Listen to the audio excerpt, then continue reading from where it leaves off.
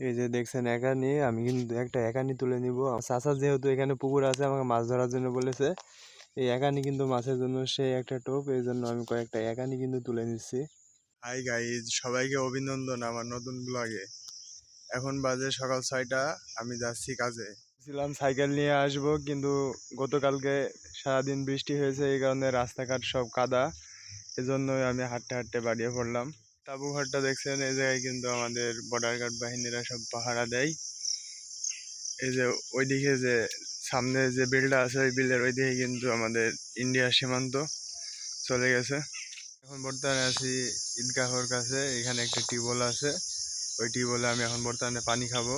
আসার সময় দোকান থেকে কলা আর পাউরুটি কিনেছিলাম, খেতে খেতে আসলাম, তো প্রচুর পানি পিপাসা লেগেছে। এই কারণে আমি বর্তমানে এখানে অবস্থান করছি এবং এই টিউবওয়েল থেকে পানি পান করব। পানি খাওয়া শেষে দেখলাম পাশে আমাদের গ্রামের একটা বড় ভাইয়ের ক্ষীরা বান আছে।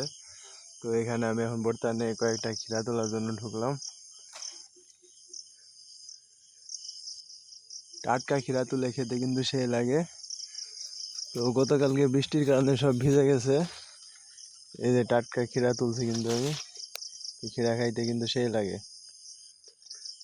এই যে মাচানটা আছে, এই মাচানের কাছে বসবো, যেহেতু আমি যে কাজে এসেছি ওই কাজে আমি এখন গাড়িতে পাট লোড দেবো। তো ওই পাটের ওই গাড়ি এখনো এসে পৌঁছায়নি জমিতে, এই কারণে আমি এই মাচানটাতে আপাতত বিশ্রাম নিব। বর্তমানে আছি বাংলাদেশের একদম ডান দিকের জমিটা দেখছেন, এটা কিন্তু বর্তমানে আপনার ইন্ডিয়ার ভিতরে পড়েছে, এবং এই যে বাম দিকে যে জমিটা দেখছেন, এটা কিন্তু বাংলাদেশের ভিতরে। আর আমি যে রাস্তাটায় দাঁড়িয়ে আছি, এই রাস্তাটাই কিন্তু বাংলাদেশের সর্বোচ্চ শেষ জমির উপর দিয়ে তৈরি হয়েছে। আমি কিন্তু বর্তমানে আমার কাজে যাওয়ার জন্য এই রাস্তাটা প্রতিনিয়ত ব্যবহার করি।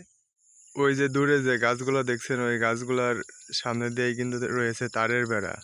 মানে ইন্ডিয়ার সীমান্তে দিয়ে কিন্তু ওরা তারের বেড়া দিয়ে ঘিরে রেখেছে। তো ওই যে ওই সামনে ওই দিক দিয়ে কিন্তু তারের বেড়া চলে গেছে। এই যে দেখছেন একানি, আমি কিন্তু একটা একানি তুলে নিব। আমার চাচা যেহেতু এখানে পুকুর আছে, আমাকে মাছ ধরার জন্য বলেছে। এই একানি কিন্তু মাছের জন্য সে একটা টোপ, এই জন্য আমি কয়েকটা একানি কিন্তু তুলে নিচ্ছি।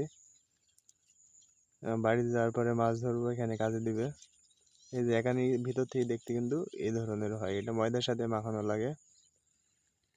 এখন জমিগুলাতে প্রচুর পরিমাণে পানি উঠে গেছে, তো আমাকে কিন্তু এই পানি পার হয়ে যাওয়া লাগবে। ওই যে সামনে যে ভুঁইটা দেখতে পাচ্ছেন দূরে, ওই ভুঁয়ে কিন্তু আমি আজকে কাজ করব, পাটের গাড়ি সাজানো।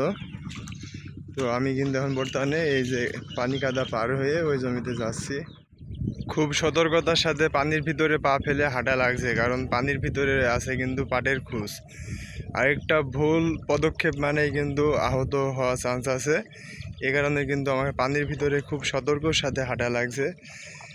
ওই খোঁজ যদি পায়ে ফুটে তাহলে কিন্তু জখম হওয়ার একটা চান্স আছে। এ কারণে কিন্তু খুব ধীরে ধীরে যাওয়া লাগছে। অবশেষে কাঙ্ক্ষিত সেই কাজের সাইডে পৌঁছাইলাম। এখানে আছে আপনার 3.5 বিঘা জমির পাট। তো এই সমস্ত পাট কিন্তু আমাকে এখন গাড়িতে সাজানো লাগবে, এবং ওই গাড়ি কিন্তু ওই পাটগুলোকে নিয়ে গিয়ে আমাদের বাড়ির পাশে একটা খাল আছে, ওই খালে ফেলবে। ওইখানে কিন্তু ওই পাটগুলোকে জাগ দেওয়া হবে। তো এখনও গাড়ি এসে পৌঁছায়নি। ওই যে দূরে দেখতে পাচ্ছেন আমাদের পাট নেওয়ার জন্য গাড়ি আসছে।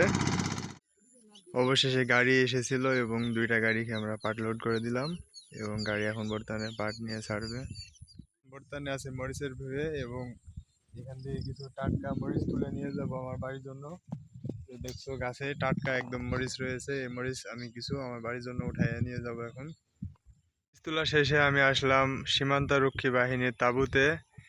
ওই যে সামনে কিন্তু রয়েছে ইন্ডিয়া, এবং ওই ইন্ডিয়ার থেকে কিন্তু প্রচুর অবৈধ মালামাল নিয়ে আসে গ্রামের মানুষজনের। তাই সীমান্তরক্ষী বাহিনীরা তারা এখানে তাঁবু তৈরি করেছে, এবং রাত্রে তারা কিন্তু এই তাঁবুতে এসে অবস্থান করে।